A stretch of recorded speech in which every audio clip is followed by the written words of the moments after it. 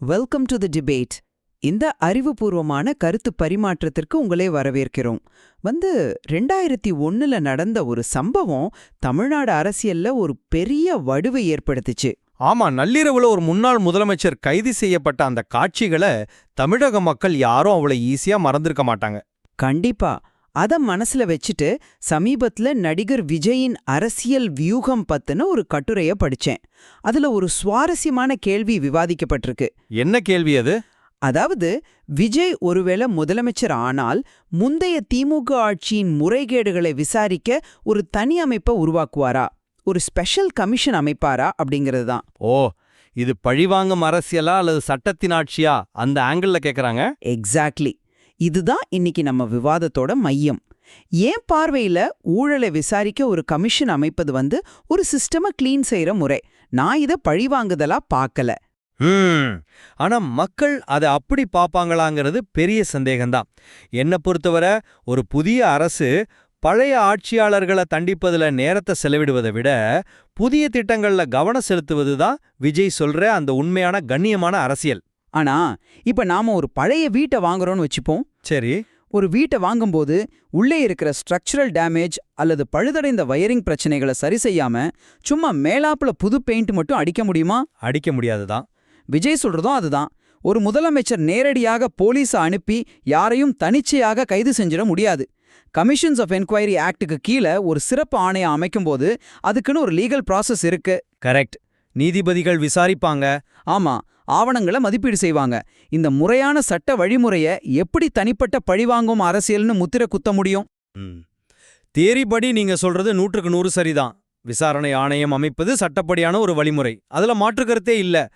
ஆனா தமிழ்நாட்டோட அரசியல் வரலாற்றை கொஞ்சம் திரும்பி பாருங்க. நிறைய கமிஷன்கள் வந்திருக்கு. ஆமா, சர்க்காரியா கமிஷன்ல ஆரம்பிச்சு எத்தனையோ கமிஷன்கள் இங்க வந்துருச்சு. ஒரு புது அரசு அமைந்ததும் முந்தைய அரசு மேல இப்படி ஒரு கமிஷன் அமைக்கும்போது பிராக்டிகலா என்ன நடக்கும்? என்ன நடக்கும்னு நினைக்கிறீங்க?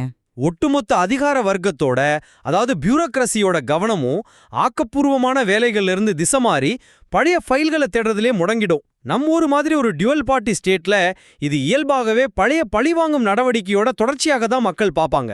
அந்த சிக்கல் இருக்கிறத நான் ஒத்துக்கிறேன். ஆனா விஜய் முன்வைக்கும் வாதம் கொஞ்சம் வித்தியாசமானது. என்ன சொல்றாரு?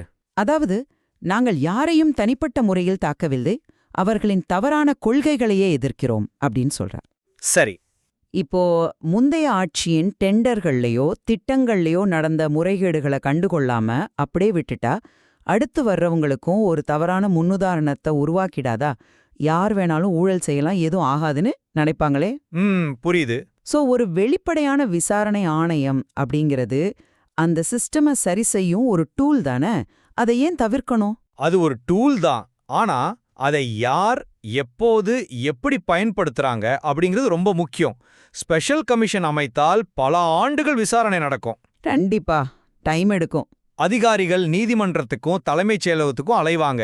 இப்போ விஜய் மாதிரி ஒரு புதிய தலைவர் மேல சாமானிய மக்களுக்கு ஏகப்பட்ட எதிர்பார்ப்புகள் இருக்கும் இல்லையா?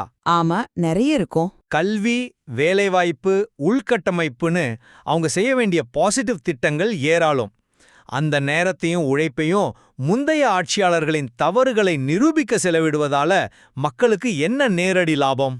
ஆனா அக்கவுண்டபிலிட்டி, அதாவது பொறுப்புடைமை இல்லாம எப்படி ஒரு நல்ல அரசாங்கத்தை நடத்த முடியும்? ஊழல் நடந்திருக்குங்கிற சந்தேகம் வலுவா இருக்கும்போது அதை விசாரிக்காம கடந்து செல்வது ஒரு விதத்துல சட்டத்தை மதிக்காதது போல ஆகிடும்ல. நான் இல்லைன்னு சொல்லல, அது கட்டாயம் ஒரு முதலமைச்சரோட கடமை தான். ஆனா அதற்காக ஒரு ஸ்பெஷல் கமிஷன் அப்படின்னு புதிதாக முத்திரை குத்தி அதை ஒரு மாபெரும் அரசியல் நிகழ்வாக மாற்றுறதுல தான் எனக்கு உடன்பாடு இல்ல. அப்போ வேற எப்படி விசாரிக்கலாம் சொல்றீங்க? சாதாரணமா இருக்கிற லஞ்ச ஒழிப்புத்துறை, அதாவது டிவிஏசி மாதிரியான சட்ட அமைப்புகள் தங்களோட அன்றாட பணிகளை செய்தாலே போதுமே. அதை விட்டுட்டு ஒரு தனி அமைப்புன்னு உருவாக்கும்போது அது அரசியல் உள்நோக்கம் கொண்டதுங்கிற பிம்பத்தை அதுவாவே மக்கள் மத்தியில உருவாக்கிடுது. ஆஹான், ஓகே. அது ஒரு ரொம்ப வலுவான பாயிண்ட். சிஸ்டமை சுத்தப்படுத்துவது அவசியம்தான். ஆனா அதை ஸ்பெஷல் கமிஷன் என்ற பெயர்ல செய்யும்போது நீங்க சொல்ற மாதிரி அது தேவையற்ற அரசியல் பிம்பத்தை உருவாக்கலாம். எக்ஸாக்ட்லி. ஒரு புதிய ஆட்சி வந்ததும் கடந்த காலத்தை தோண்டுவதா அல்லது எதிர்காலத்தை நோக்கி பயணிப்பதா அப்படிங்கிற சவால் நிர்வாகத்துல எப்போதுமே இருக்கும். கட்டுரையாளர் சுட்டிக்காட்டுற மாதிரி விஜயின் அரசியல் பயணத்துல இது ஒரு மிக முக்கியமான ஆசிட் டெஸ்டாக இருக்க போகுது. 100% உண்மை. பழைய வீட்டின் அடித்தளத்தை சரி செஞ்சுக்கிட்டே புது வீட்டை எப்படி விரைவாகவும் பாதுகாப்பாகவும் கட்டி முடிப்பதுங்கிற அந்த பேலன்ஸ் தான் இங்க ரொம்ப முக்கியம். ஆமா, ரெண்டையும் சமாளிக்கணும். சோ ஒரு புதிய ஆட்சி பழைய தவறுகளை எப்படி கையாள வேண்டும் அப்படிங்கிற இந்த கேள்விக்கு நம்மகிட்ட இப்போ ஒற்றை பதில் இல்ல.